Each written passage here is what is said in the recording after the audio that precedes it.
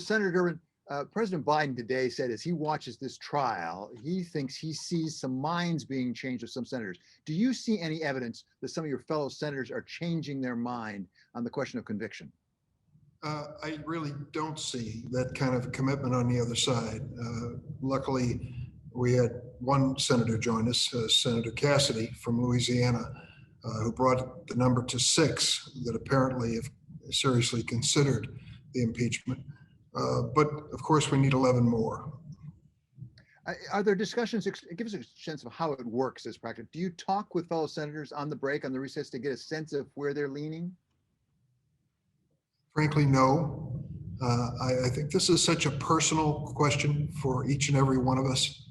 And I know that those on the other side particularly are weighing a lot of circumstances in their own lives and their own political careers before they make this decision. I don't think it's a question where a Democratic senator coming in with a persuasive argument is going to make the difference.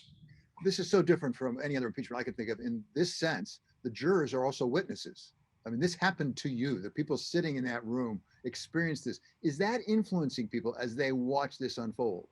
It is in this respect. It's not only that we're eyewitnesses, but we are meeting in a crime scene. It was the Senate chamber that was invaded by this terrorist mob. I think what this last 2 days have done is to really open our eyes to the full scope of what happened. We saw just a small part of it, the part that affected us personally. We've seen snippets of videotapes here and there. What the House managers have done is put it all together into a story with a timeline so that we can understand what happened and what the reactions were. It really helped to give us perspective.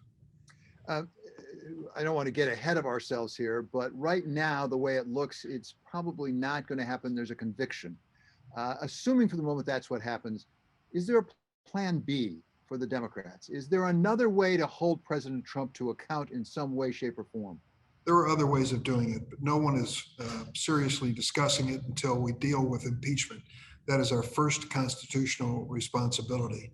But God forbid, when this is all over, if we fail the 67 votes and Donald Trump announces that he's been exonerated and his group is reformed into some other force that is capable of the same sort of violence and mischief, we will have failed the American people if we don't bring this kind of violence to a head and stop it.